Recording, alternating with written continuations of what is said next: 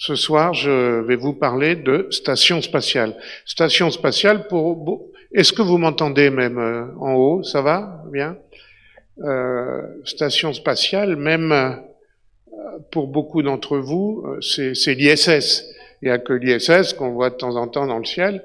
Or, c'est pas tout à fait vrai. Il y a eu des précurseurs à l'ISS, et cette station ne s'est pas bâtie à partir de rien. Donc, on a eu l'idée dans les années 60-70, à la glorieuse époque de l'astronautique, de savoir si l'homme pouvait vivre longtemps dans l'espace. Ces idées germaient même dans nos glorieux anciens comme Korolev ou von Braun, et on va essayer de passer en revue ces quelques stations spatiales qui ont existé avant. Est-ce qu'il y en a qui se rappellent de certains noms de ces stations spatiales? Allez-y, criez. Salyut, Mir et Skylab, bien entendu. Personne ne connaît Skylab, mais c'était très important. Alors voilà une représentation à la même échelle de toutes ces stations spatiales. Hein, vous voyez ici évidemment l'ISS qui est la plus grande. Vous voyez les Salyut, Skylab et Mir. Alors, ce sont les soviétiques qui dégainent les premiers avec la première station habitable, Salyut 1. Je vais sortir ma montre, que je ne dépasse pas trop le temps. Voilà. Et on est dans début des années 70. Les Russes viennent de perdre la course à l'espace. Et donc, ils se lancent dans une nouvelle aventure. Ils vont être les premiers à mettre un homme une station permanente dans l'espace qui va pouvoir recevoir des astronautes. Alors voilà à quoi ça ressemblait. En fait, c'est un gros cylindre décomposé en plusieurs pièces, une pièce de labo, une pièce d'habitation.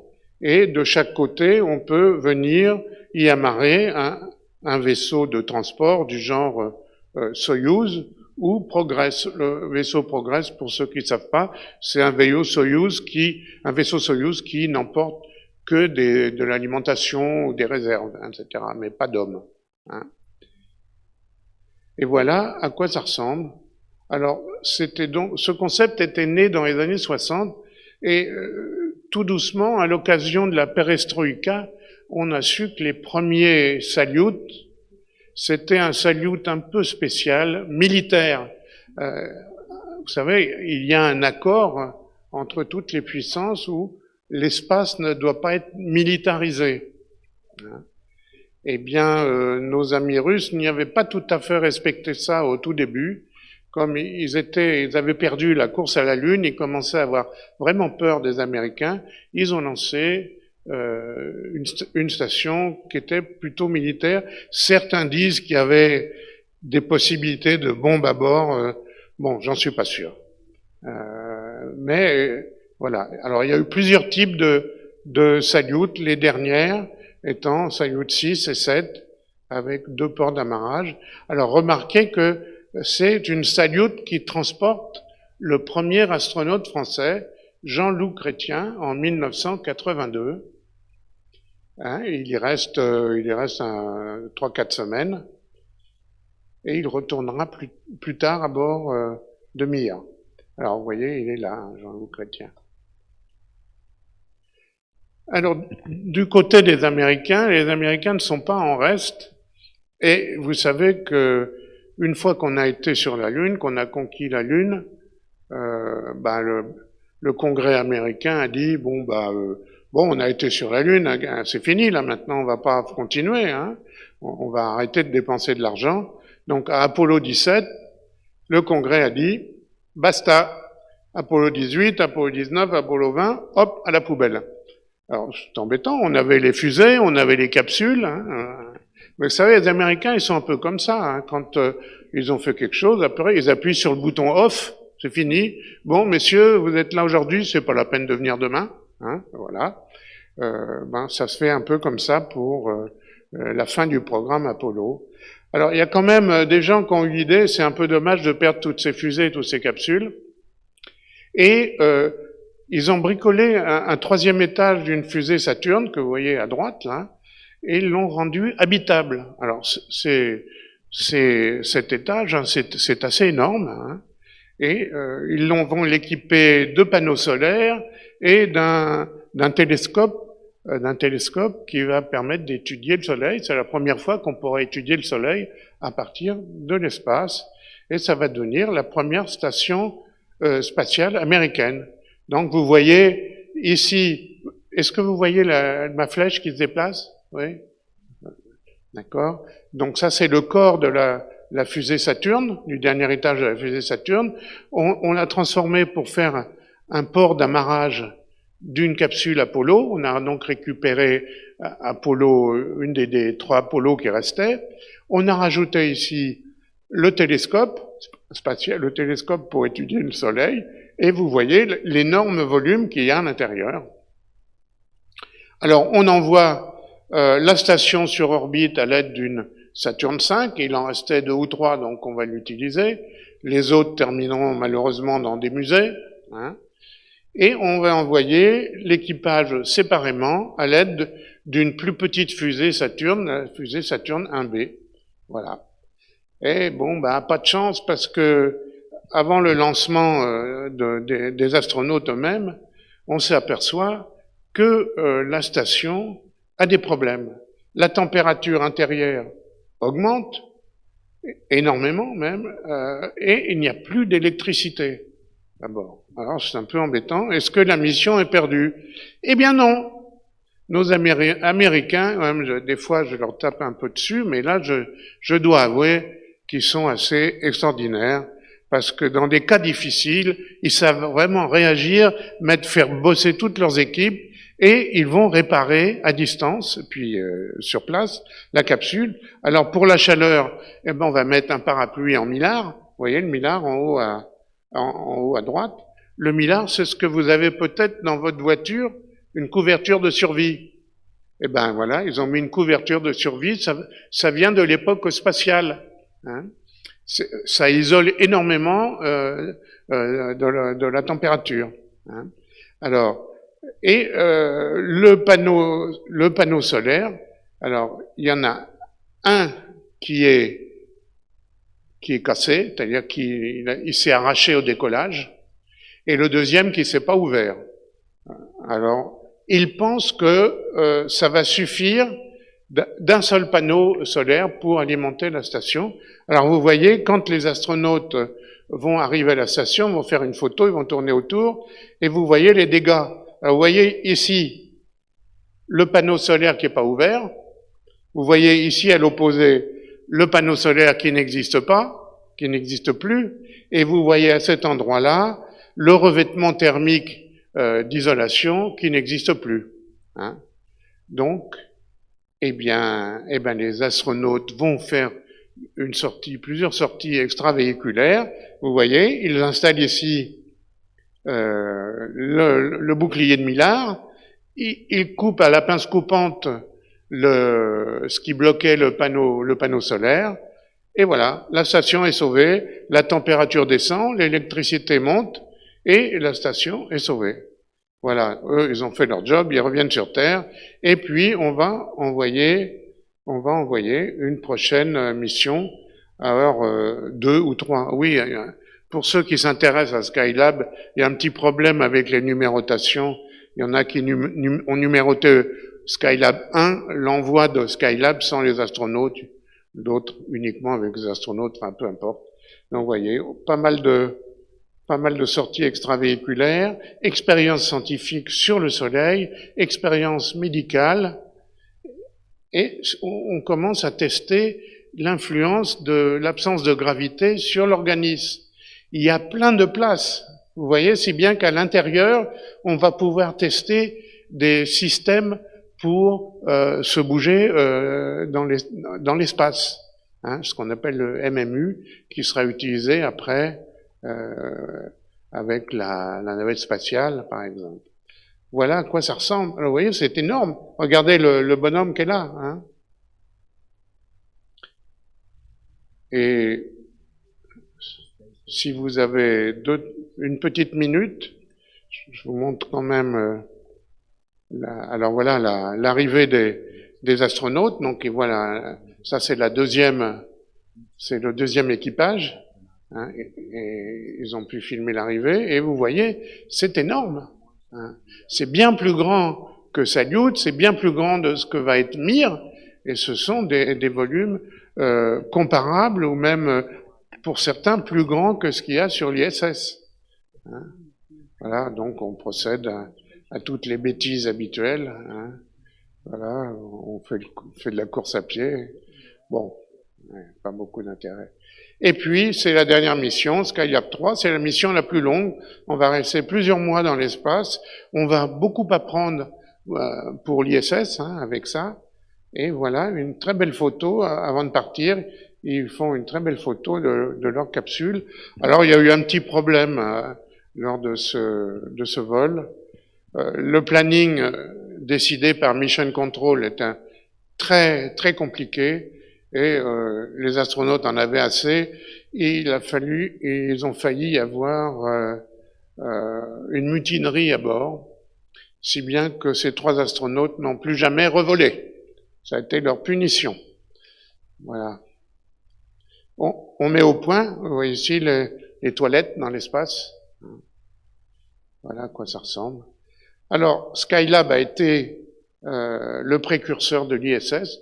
On en parle peu, hein, malheureusement, hein, mais c'était une mission fondamentale. Comme pour l'épopée Apollo, on parle très peu des missions Gemini, qui ont été une étape fondamentale.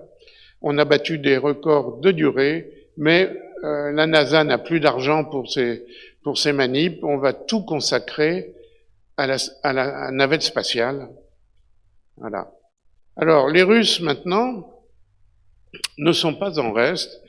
Et ils vont sauter un cran dans cette difficulté et vont mettre au point les stations Mir. Et à partir de Mir, l'occupation humaine va devenir permanente dans cette station. Je vous rappelle que Mir, ça veut dire monde ou paix en russe. Je vous parle pas d'Eskimir, pour ceux qui connaissent Moscou et la Loubianka, le KGB. Voilà, ça leur fera des souvenirs. Alors, c'est en fait la continuation de Salyut, mais vous voyez, c'est une architecture un peu désordonnée. Donc, on rajoute des modules à chaque fois. C'est quand même la première station modulaire, hein. Donc, faut être sérieux, hein. C'est vraiment, on a appris beaucoup de choses, et c'est la première station modulaire. Alors, il y a des stations pour faire des études de la Terre, études du Soleil, etc. Voilà le bloc Mir, où il y a l'espace sportif, l'espace où vivent les astronautes. Et voilà à quoi ça peut ressembler vu de l'extérieur. Vous voyez, c'est un peu, je sais pas quoi, une grosse araignée. Et vous remarquerez ici ce module jaune, c'est le port d'amarrage pour amarrer les navettes, parce que entre-temps, il y a eu la perestroïka et il y a eu un rapprochement entre les États-Unis et l'URSS, et les États-Unis ont eu le droit de venir accoster à la station Mir pour participer, faire des expériences. Vous voyez, le port pour les stations américaines est là. On est en 96. La station est complète. Hein. Alors, cette station a accueilli beaucoup d'astronautes français, notamment donc Jean-Loup Chrétien y retournait, Michel Tognini, Jean-Pierre Aigneret est monté à bord pour 3 semaines, et 96 notre Claudie nationale, hein, Claudie qui s'appelait André Dehaye. C'est là où elle a rencontré son futur mari Jean-Pierre Aigneret, et ils se sont mariés, ils ont une fille, ils ont habité longtemps Moscou, hein, puisqu'ils faisaient leur entraînement à la Cité des Étoiles. Et le dernier, c'était notre basque bondissant, Léopold Eyarts. Voilà Claudie qui a fait 2 missions à bord, 2 missions dans l'espace, dont une à bord de Mir, une à bord de l'ISS. Mais elle est toujours partie avec des fusées Soyouz, est revenu avec les Soyouz. Or, je ne sais pas si vous avez déjà vu à la télévision l'atterrissage d'une fusée Soyouz, d'une capsule Soyouz. C'est, comme on dit, super viril. Hein. Vous avez un énorme coup de pied où je pense, hein, et les gens ils sortent un peu groggy. De même, l'entraînement à la Cité des Étoiles, c'est pas l'entraînement à Houston. Hein. C'est très très viril. Donc bravo à Claudie, qu'on connaît bien ici à la SAP, hein, qui est venue souvent pour avoir réussi tous ces entraînements. Bon, donc l'écroulement du RS-7, je vous l'ai dit, les Américains arrivent à bord. Bon, ça on n'a pas le temps. Alors on a dit beaucoup de choses sur l'odeur à bord de Mir. Eh ben c'est vrai. Ça sentait les pieds sales, bien sûr, hein, et on a détecté à bord des moisissures de tous ordres. Bref, c'était pas une station qui était en parfait état, et si bien qu'un jour est arrivé ce qui devait arriver, un feu s'est déclenché à bord. En 97, 6 astronautes à bord, dont un Américain, si je vous en parle parce que lui, il a vraiment été traumatisé par ça, il a écrit des bouquins, il en parle tout le temps à la télé. Lors d'une intervention sur le générateur d'oxygène, parce qu'il y a plusieurs façons de faire de l'oxygène, notamment ce qu'on appelle des chandelles qu'on allume. Et le feu s'est propagé à bord. On a failli évacuer d'urgence. Ils ont réussi quand même à maîtriser. Oui, le feu en apesanteur ne se propage pas comme le feu sous gravité. Hein. Donc vous avez peut-être vu le film Gravity. Hein, ils ont assez bien simulé la façon dont le feu se propage. Hein. Bref, ils ont eu chaud, c'est le cas de le dire.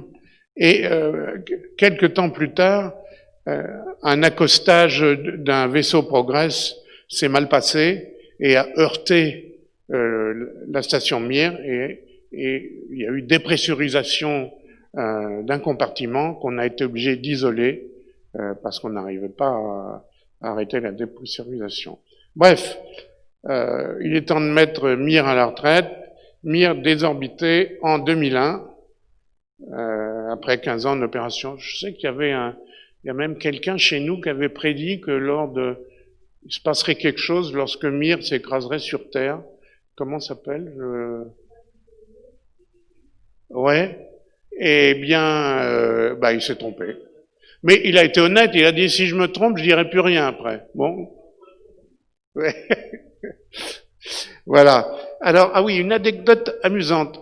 Je vous ai dit que donc l'Union soviétique avait disparu dans ces années-là.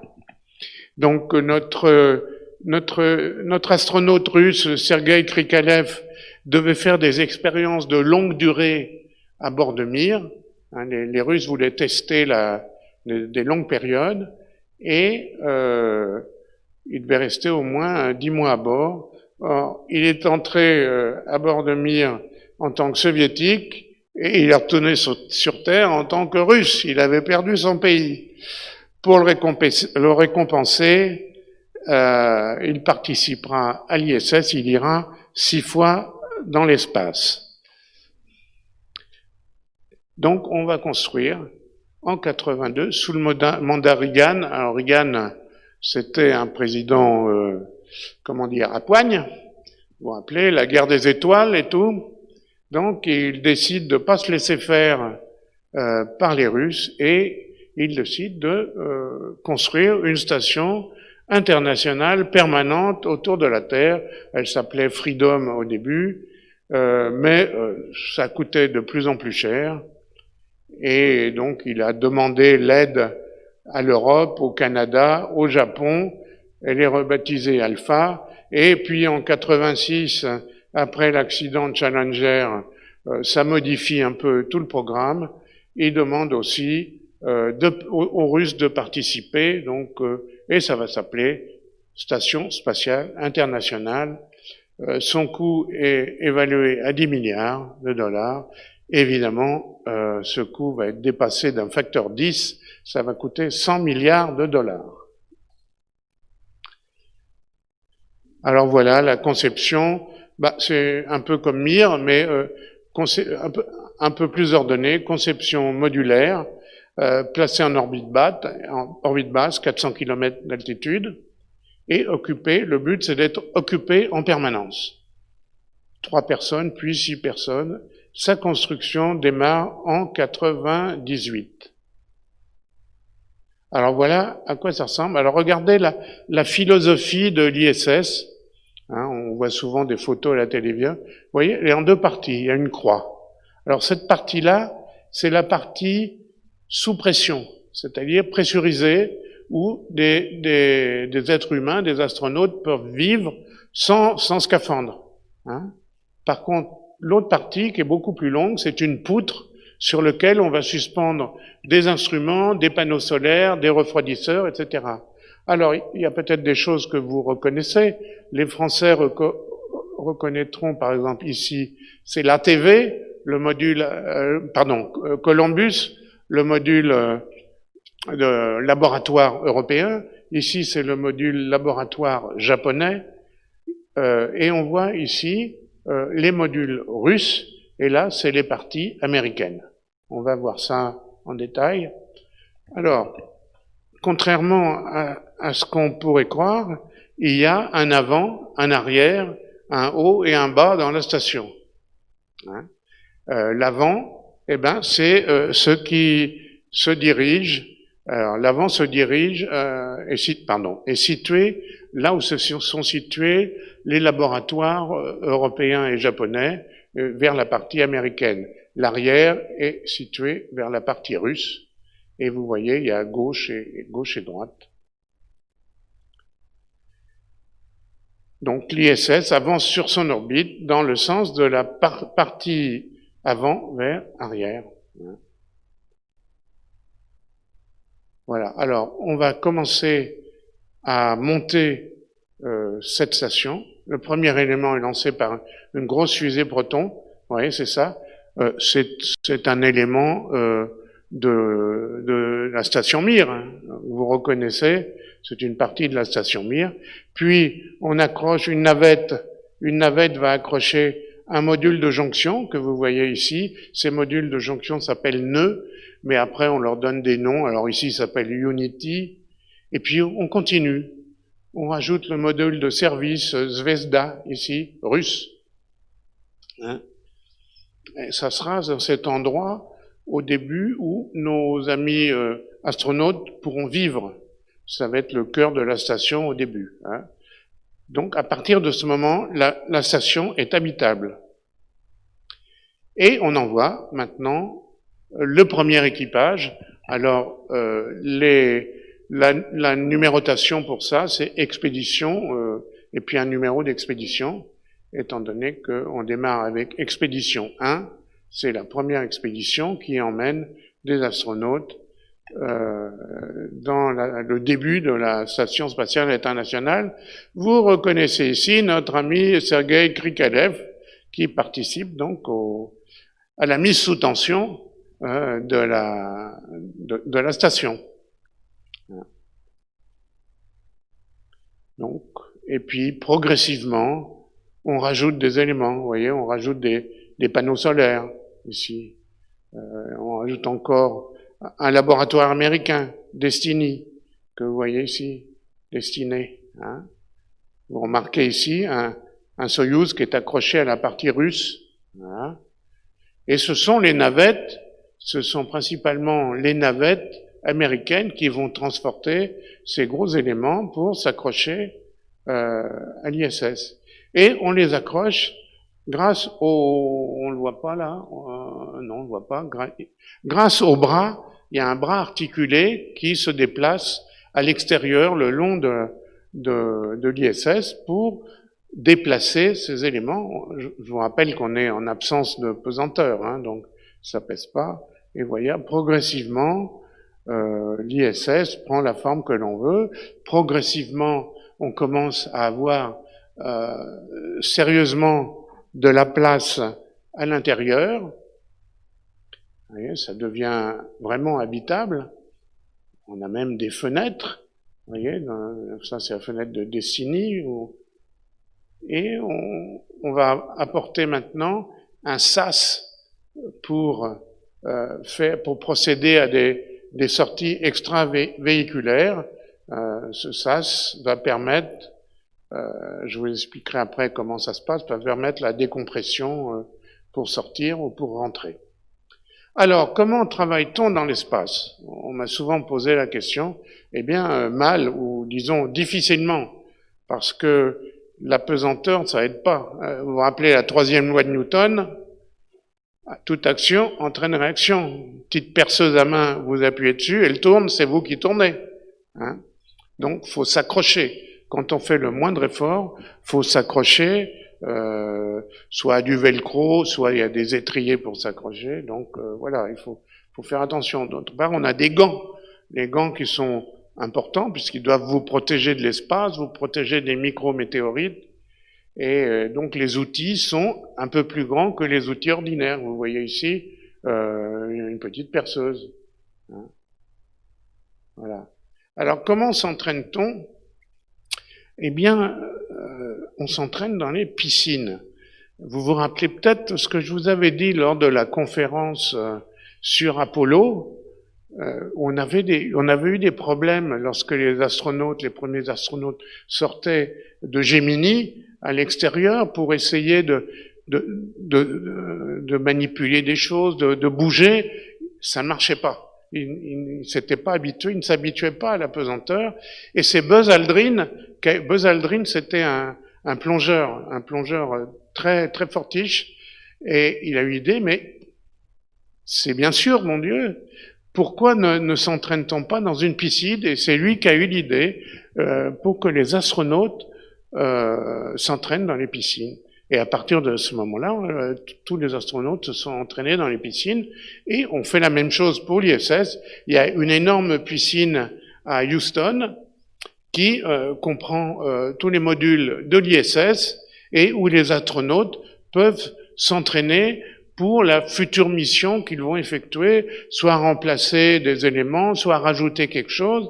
Et on va s'apercevoir que c'était très important lorsqu'on va dépanner par exemple, Hubble. Alors, qu'est-ce que c'est que ça? Ah, voilà. Préparation de V.A. Thomas. Vous avez bien 3 minutes? Voilà. Voilà notre ami Thomas Pesquet qui arrive à bord de l'ISS il y a quelque temps. Je vous rappelle qu'il a gagné ses galons pour retourner à bord de l'ISS l'année prochaine et avec une capsule Dragon, le nouveau type de capsule Dragon des Américains. Donc, Thomas a effectué des sorties. Voilà l'entraînement justement sur simulateur en 3D.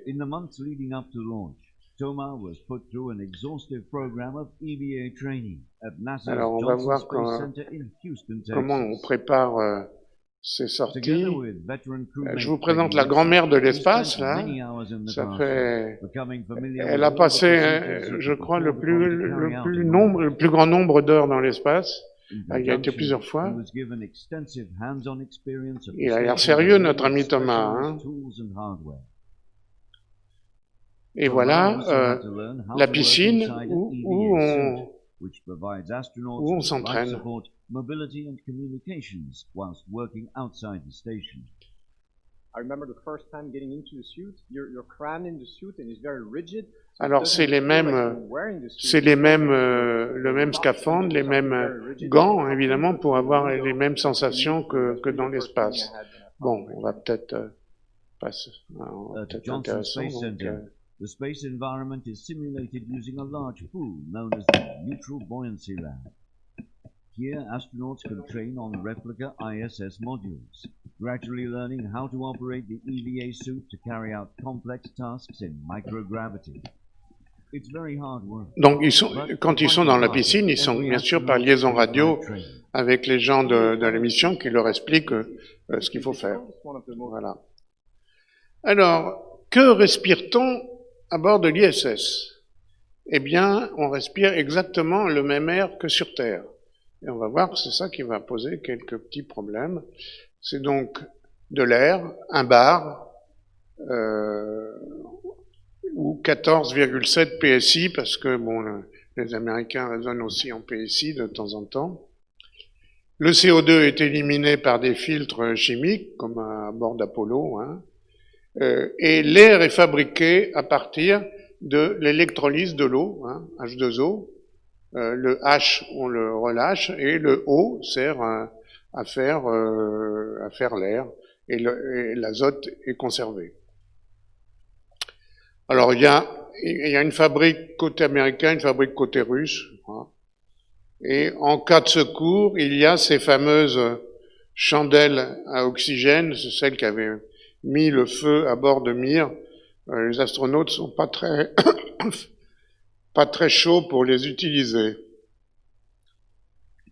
Alors, maintenant, les sorties, les EVA, Extravehicular Activity, avec mon bel accent de Ménilmontant. Eh bien, c'est pas simple. Parce qu'on pourrait se dire, bah bon, on met son scaphandre, il y a de l'air à 1 bar à l'intérieur. Non. Si on met de l'air à 1 bar à l'intérieur du scaphandre, le scaphandre, il est trop gonflé, il devient très dur, et on ne peut pas, l'astronaute ne peut pas bien manipuler ses gants, etc. Donc, faut baisser la pression. Ah oui, mais si je baisse la pression, le cerveau n'a plus assez d'oxygène. Donc, eh ben, on met pas d'air à l'intérieur. On met de l'oxygène pur, sous faible pression. Alors, pour ceux qui ont fait un peu de plongée, si on met de l'oxygène pur, le gars, tout de suite, il rentre dans son scaphandre, il fait un accident de décompression, comme en plongée, hein. Donc, il faut s'habituer, on rentre dans ce sas de décompression, et on va progressivement faire rentrer de l'oxygène pur, à une pression plus faible, alors en gros 1/3, hein, et une fois que on aura passé quelques heures dans ce sas, ben, on va pouvoir sortir, hein. Donc si cette ventilation forcée n'est pas faite, il y a un accident de décompression. Alors généralement, pour une EVA, on a une dizaine d'heures d'oxygène. Et vous voyez, alors voilà le module de Quest de sortie, où un astronaute est en train de sortir. Et vous voyez, là, ils sont rentrés à bord de l'ISS, mais pendant leur retour, ils sont aussi sous masque pour progressivement se réadapter à la pression d'air à bord de l'ISS. Voilà, il y a différents types de scaphandres, scaphandres russes, scaphandre américain, scaphandre russe. C'est intéressant, on rentre dedans par l'arrière. Voilà, bon, je vais pas vous expliquer tout ça. Il y a quand même 14 couches différentes afin de se protéger contre les micrométéorites, hein, ou les petites vis, les petites choses qui se baladent sur l'orbite de 400 km, hein, parce qu'il y a des satellites qui sont en décomposition, il y a des restes de fusées. Le jour où une vis est oubliée par un astronaute, elle va tourner à 7,8 km par seconde, 28 000 km/h autour de la Terre, hein. Si vous êtes sur le chemin, c'est fini, hein.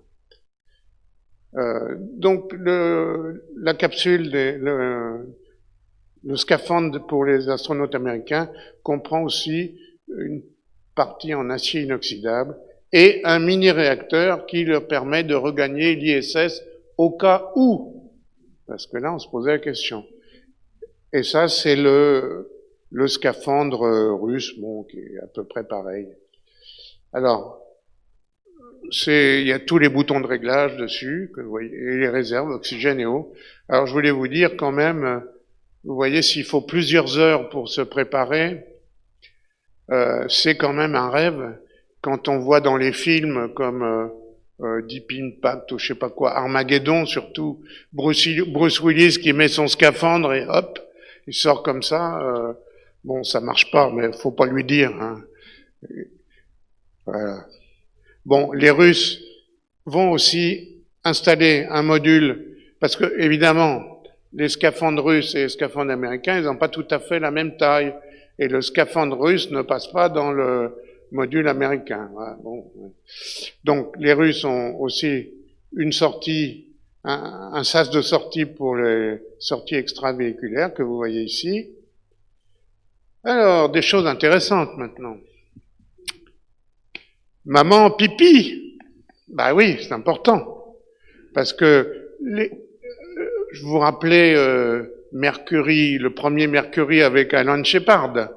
Hein, il a tellement attendu sur le pas de tir avant que la fusée décolle, il a dit « Allô, Mission Control, permission d'évacuer ». On lui a pas donné la permission d'évacuer. Ah bah, je dis c'est ça ou on arrête le countdown. Alors on lui a, donc il a fait pipi dans son scaphandre. Alors pour Apollo, on a fait des progrès, on a mis des couches et des sachets. Mais bon, pour des séjours de plusieurs mois à bord de l'ISS, il a fallu autre chose. Et autre chose, bah c'est ça. On a mis au point une toilette en apesanteur. Alors, qu'est-ce qui simule l'apesanteur? Eh ben, l'aspiration. Il y a un phénomène d'aspiration. Il faut s'attacher. Bon, c'est un peu compliqué. Il y a un très bon film qui tourne sur YouTube où vous pouvez voir les démonstrations à Houston, comment on se sert de cet engin-là. Il y a des répétitions avec une caméra située, je vous laisse imaginer où, pour vérifier qu'on est bien placé. Qu'est-ce qu'on peut dire d'intéressant? Les matières solides sont compactées et vont être éliminées et ramenées sur Terre. Par contre, l'urine est recyclée à 100%. Hein. Alors justement, j'ai soif. Ben, on récupère tout à bord de l'ISS. Les eaux usées, l'urine, l'eau nécessaire pour l'hygiène, l'humidité de l'air, etc. Tout est recyclé et il paraît que l'eau qui en sort a bien meilleur goût que l'eau minérale. Bon, je sais pas. Alors, maintenant, on parle un peu de nourriture parce que si on est parti pour plusieurs mois, un sandwich congelé, ça suffit pas. Hein. Donc, il faut amener de la nourriture. Alors, moi j'ai appelé ça quand est-ce qu'on mange pour ceux. Est-ce qu'il y a des anciens qui se rappellent de Lucky Luke et des Dalton, hein? Quand est-ce qu'on mange? Et on répond Avril, tais-toi. Voilà, pour ceux qui ont des lettres, hommage à Maurice. Bon, au début, l'ISS, comme c'était principalement les Russes et les Américains, il y avait une partie de nourriture russe, une partie de nourriture américaine. Quand il y avait des Français, alors les Français, c'est ça qui est bien, c'est l'exception française. On amenait notre propre bouffe. On avait des grands chefs qui nous préparaient des petits plats dans des conserves, et voilà. Bon. Maintenant, ça tourne en gros tous les 15 jours, il y a des menus, et tous les 15 jours, on change un peu de menu. Alors, il y a des boîtes, il y a des matériaux, il y a du produit lyophilisé. Les Russes, c'est plutôt les boîtes et les tubes, et les Américains, c'est lyophilisé et à réhydrater. Voilà les débuts de la cuisine spatiale. En bas, là, maintenant, ça s'est un peu amélioré. On fait, vous voyez, des trucs mexicains, là, on mélange tout. Il y a une chose qui est totalement interdite, par contre, à bord, c'est le pain. Parce que le pain, ça fait des miettes. Le pain ou les biscottes, hein, ça fait des miettes. On est en absence de gravité, donc ça va se mettre dans le système de circulation d'air et ça peut rentrer dans vos poumons et c'est très grave. Donc ça, c'est totalement interdit. Donc à la place, on a des galettes. Vous voyez, bon, ils sont jamais morts de faim, hein, nos astronautes. Hein. Il y a aussi un réfrigérateur. Alors pour certaines occasions, comme Thanksgiving, Noël, on a des repas un peu spéciaux. Voilà. Alors il paraît que le goût, tous les astronautes ont dit que le goût, on perd le goût en absence de gravité. C'est bizarre. Donc c'est pour ça que les plats sont très très épicés, hein, pour un peu rehausser. Et il y a le même cycle de plats que sur Terre, 3 repas et une collation par jour. Voilà, ça permet de faire des photos. Voilà. Alors, que fait-on à bord du ISS? Il y a beaucoup de personnes qui disent l'ISS, ça sert à rien. Pourquoi on envoie des gens là-haut? Pourquoi on paye beaucoup d'argent pour faire ça? Ben, c'est un laboratoire. Un laboratoire, on fait des essais. Donc, on va d'abord tester l'influence de la micropesanteur sur l'organisme. Et on a appris beaucoup de choses. On va étudier les radiations, la physique des fluides, comment on peut mélanger, vous voyez, au milieu, là, deux fluides qu'on va essayer de mélanger. Vous voyez une bulle d'air à l'intérieur d'une bulle d'eau, et on va faire de la physique. Donc on fait de la science fondamentale à bord de l'ISS.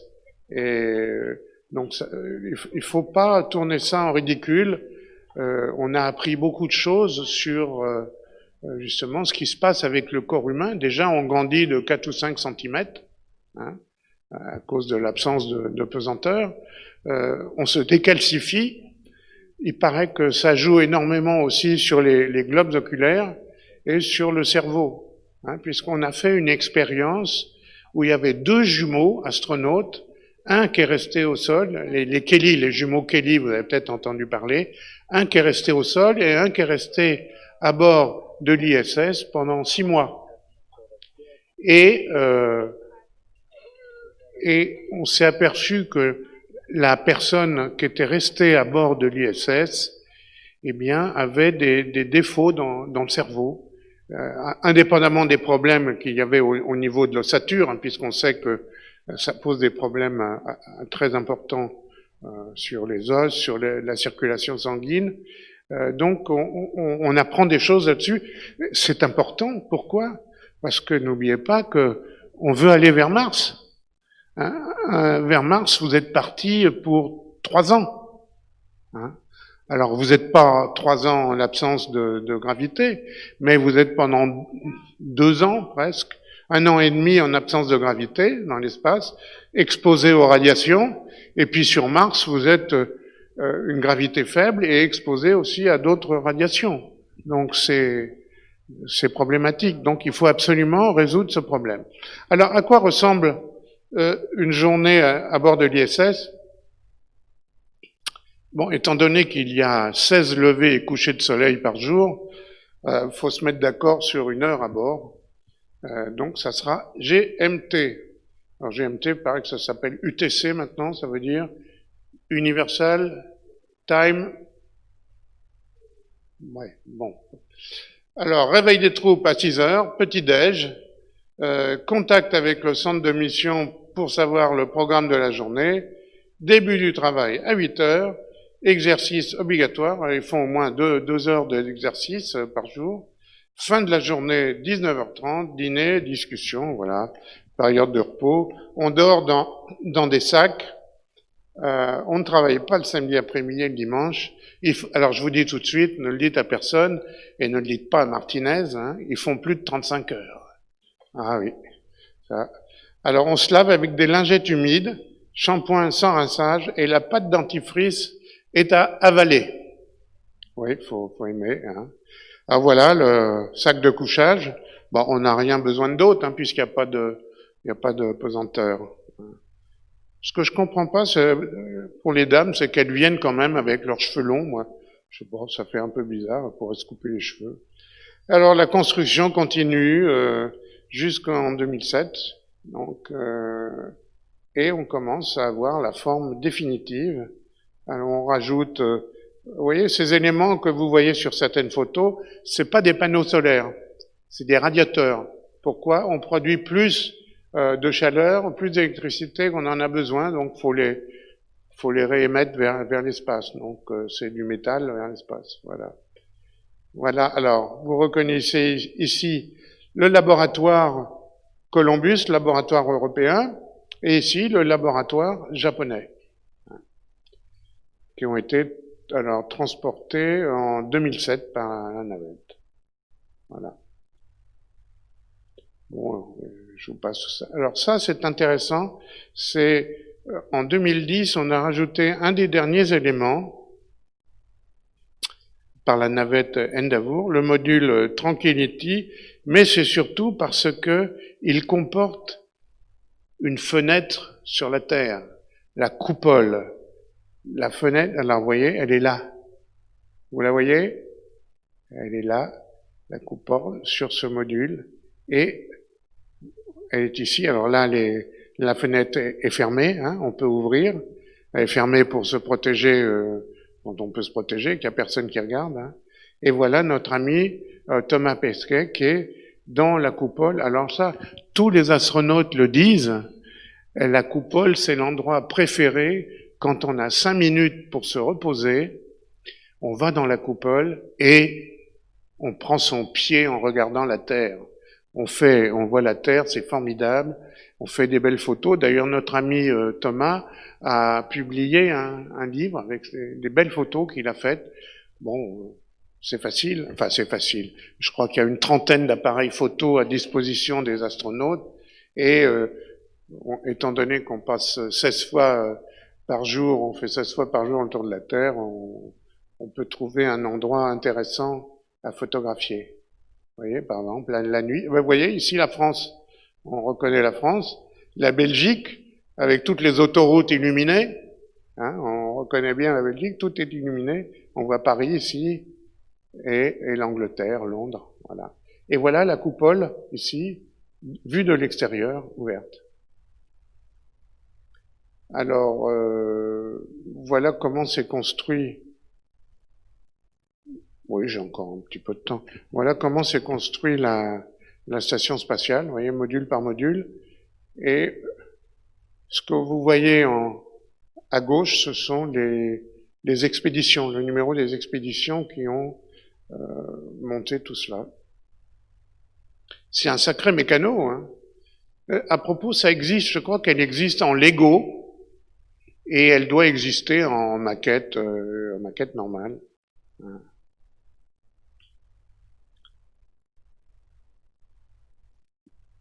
Alors, vous voyez, la poutre qui commence à se construire. Et voilà. On va y ajouter les panneaux solaires sur la poutre. Et on voit bien la partie vie, ici, pour les astronautes, et la partie instrumentation, ici. On remet un panneau solaire là, voilà. Il a fallu que ce soit vraiment bien pensé, hein, ce truc, hein, quand même. Bon, vous avez compris, voilà. Alors, il y a quand même un problème. On a beau être à 400 km d'altitude, eh bien, il y a quand même toujours de l'air.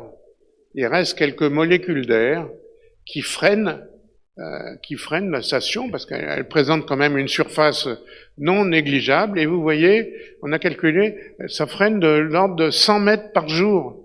Donc quelques kilomètres par mois, on descend. Donc il faut absolument faire quelque chose, sinon au bout de quelques mois, on va brûler dans l'atmosphère.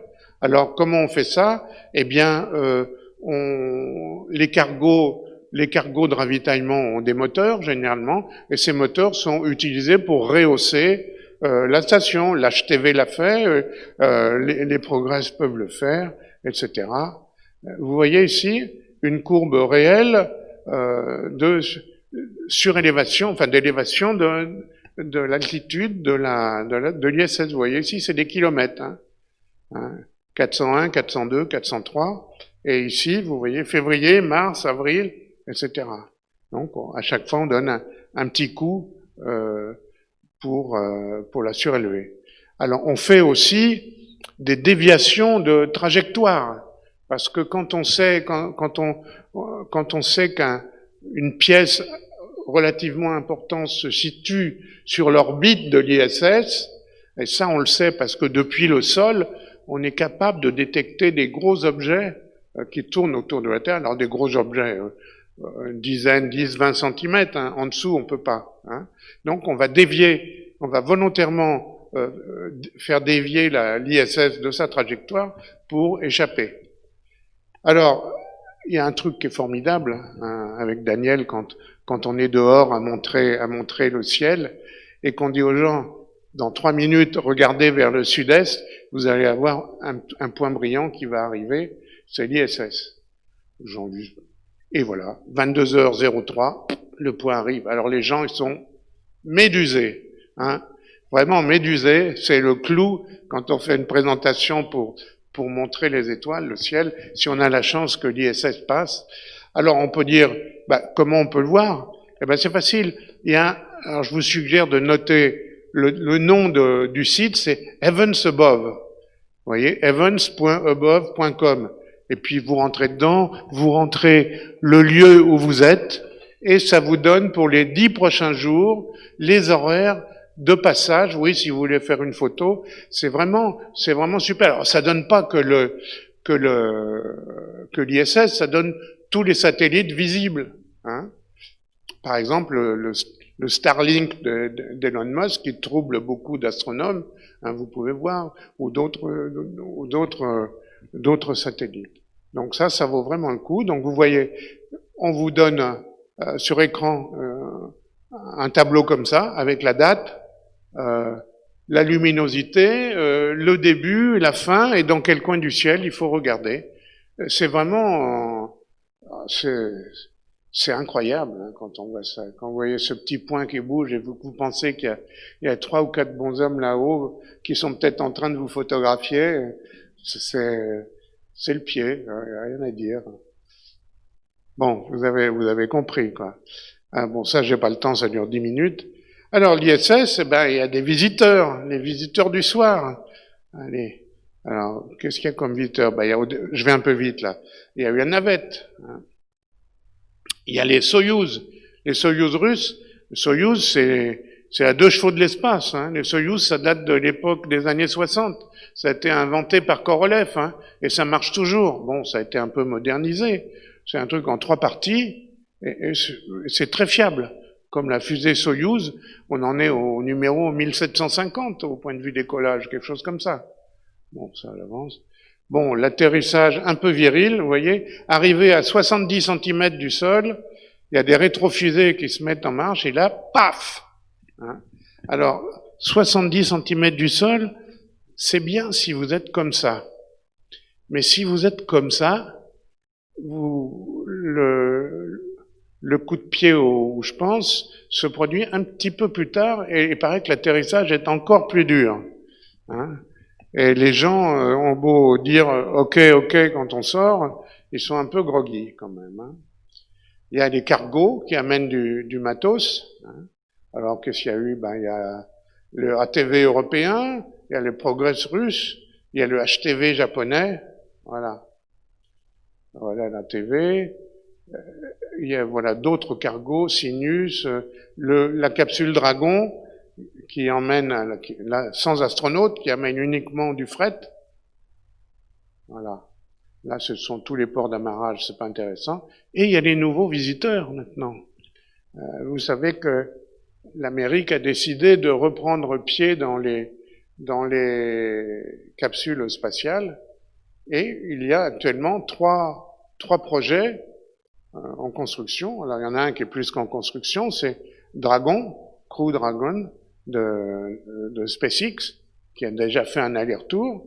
Il y a Starliner de Boeing, qui a quelques problèmes et qui devrait effectuer un voyage à vide assez rapidement. Et il y a la capsule Orion de la NASA, qui est prévue pour l'ISS et pour aller sur la Lune. Bon, vous remarquerez que pour la capsule Orion de la NASA, cette partie-là, la partie qui contient toutes les servitudes, est tirée de l'ATV européen. Ce sont les Européens qui sont chargés de construire cette partie-là.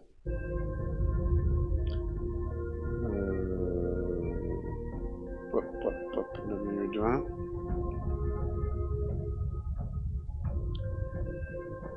Alors voilà la simulation du premier vol Dragon vers l'ISS. Voilà le module Dragon. Alors, les scaphandres ont l'air très science-fiction, hein. Et là où il y avait plusieurs centaines de boutons dans Apollo, il y a 3 écrans tactiles pour piloter cet engin.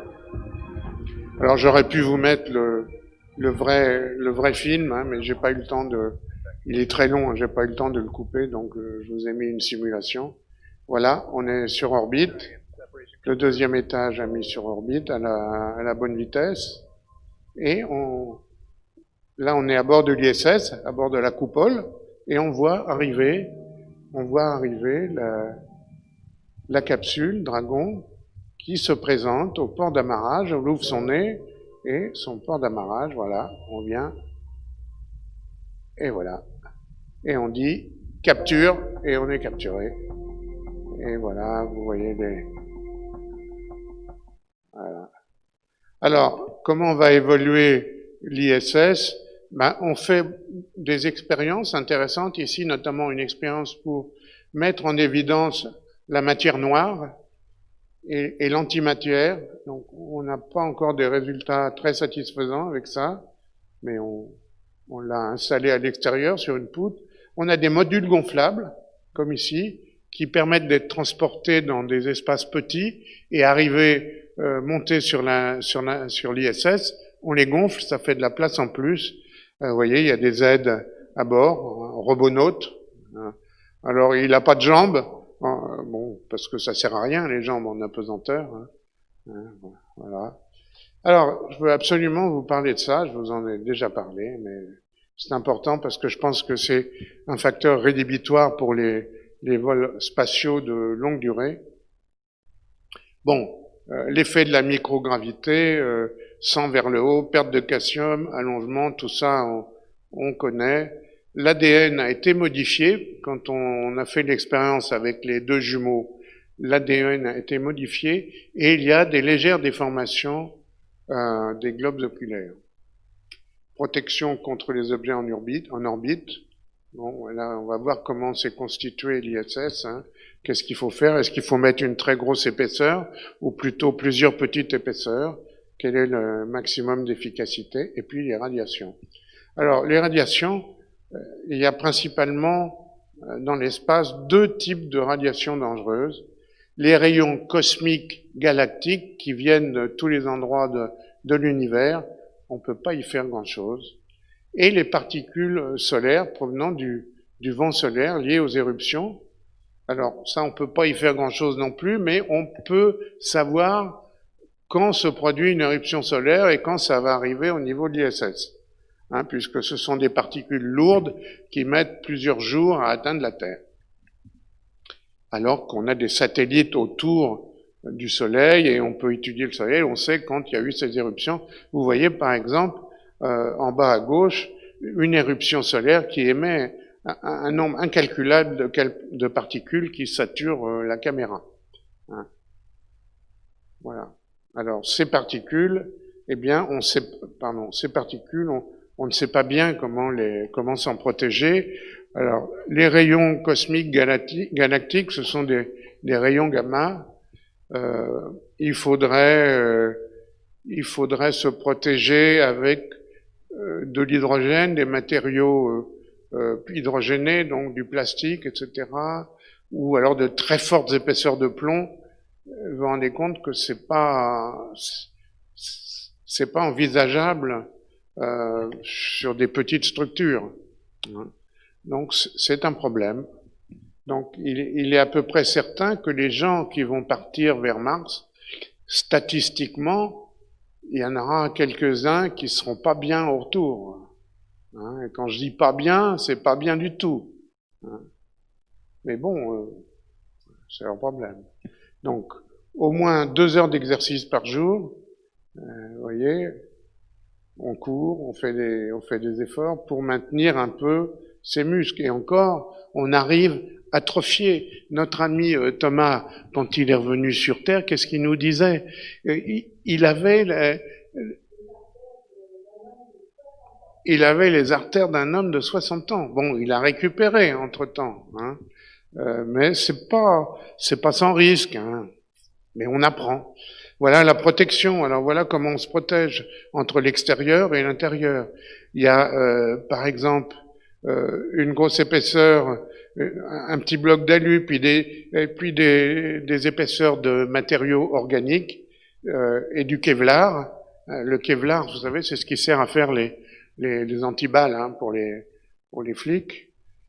Et voilà à quoi ça donne quand il y a eu une météorite qui passe au travers de la première couche, la deuxième couche, et vous voyez, troisième couche, il n'y a presque plus rien. Hein. On a fait énormément d'expériences avant de mettre au point ces structures. Alors, le futur de l'ISS, les Américains, comme je vous dis, quand ils en ont assez, ils veulent appuyer sur le bouton off. Ils disent, voilà, on a appris beaucoup de choses, je crois qu'il faudrait arrêter les frais dans quelques années. Et ils voudraient la faire désorbiter et retourner sur Terre, brûler dans l'atmosphère. Bon, moi je trouve que c'est un peu dommage, c'est un laboratoire quand même qui est toujours au top. Alors il y a des trucs farfelus, il y a même des gens qui veulent le transformer en hôtel spatial. En hôtel spatial, hein, pourquoi pas?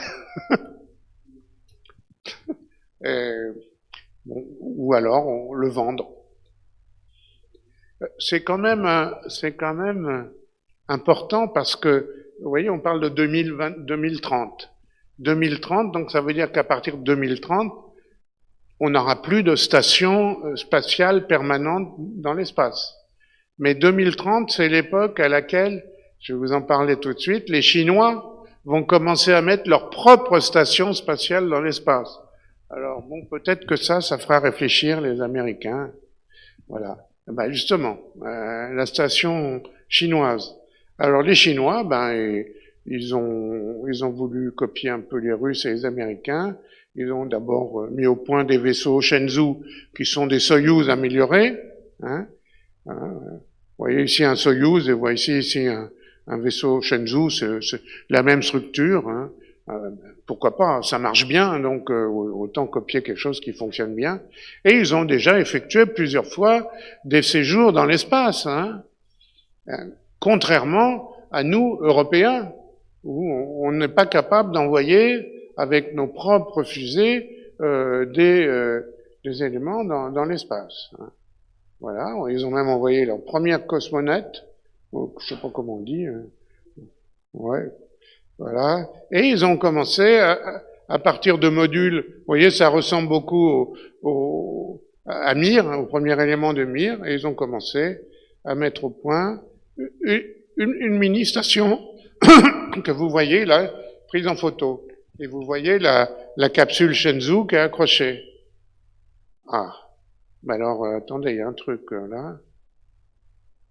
La capsule est accrochée. Mais comment on a pris cette photo? Puisqu'il n'y avait pas d'astronaute dehors. Ah. Quelqu'un qui le sait? Ouais, je vais vous le dire. Eh bien, la capsule Shenzhou avait emporté un mini satellite équipé d'une caméra qu'ils ont lancé pour faire la photo et la transmettre sur Terre. Ils sont bons au point de vue com, hein, les Chinois. Alors, dans le futur, les Chinois veulent fabriquer leur propre station spatiale. Bon, toutes les dates ont un peu glissé, hein, mais ça va être quelque chose qui devrait qui devrait un peu concurrencer l'ISS. Alors, je voudrais terminer. Qui est-ce qui a dit bon. Je voudrais terminer avec quelque chose qui est vraiment futuriste, des stations lunaires. Parce que vous savez quand je dis les Américains veulent retourner sur la Lune et on n'a pas fait de progrès depuis 50 ans. Hein. Je vous l'ai dit maintes fois lors des conférences Apollo, on est toujours aussi mauvais, enfin, ou aussi bon. Donc, on va essayer d'améliorer un peu le système et au lieu d'aller directement vers la Lune, on va mettre une sorte de station spatiale autour de la Lune qui va servir de tremplin pour aller sur la Lune ou pour aller vers les astéroïdes ou pour aller vers Mars. Hein. Donc c'est ce genre de tremplin, on va s'inspirer de l'ISS pour donc construire, alors pas un truc aussi important que l'ISS, mais une structure d'accueil pour les vaisseaux qui vont venir de la Terre et les astronautes qui vont venir de la Terre. Alors, les Américains appellent ça Gateway. Je sais pas comment on peut le traduire en français, j'ai pas trouvé un beau nom. Voilà la configuration. Ah, vous voyez, c'est des éléments de l'ISS, hein, des blocs de l'ISS, une capsule qui va venir s'amarrer là, et on va surtout pouvoir accueillir.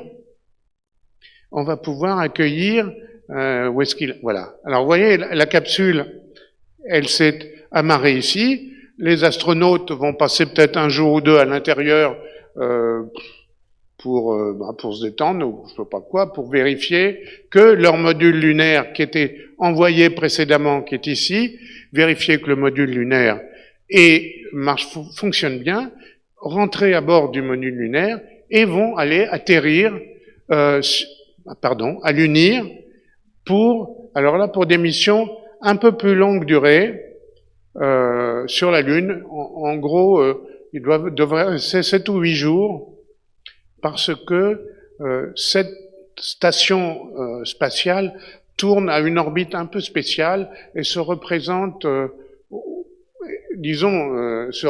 au même point lunaire tous les 7 ou 8 jours. Donc voilà, faut pas le louper.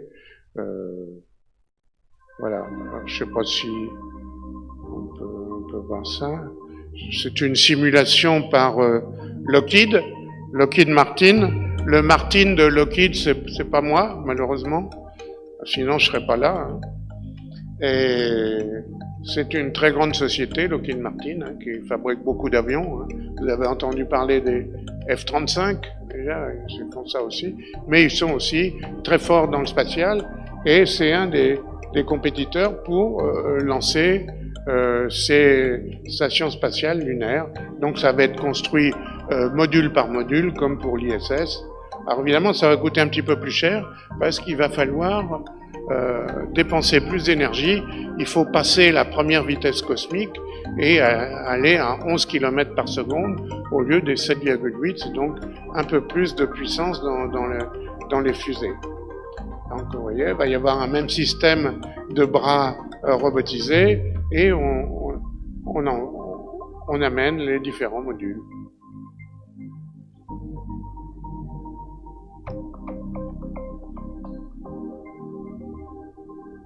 Alors, c'est quelque chose qui devrait se développer dans les années qui viennent.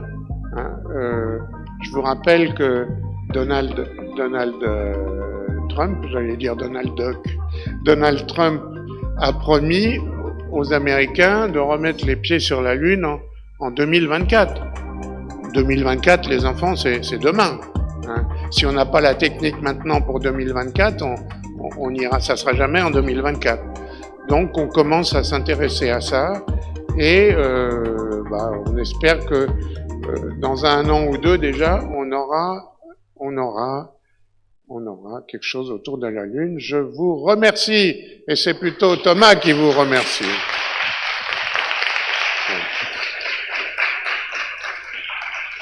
Merci. Je voulais faire court.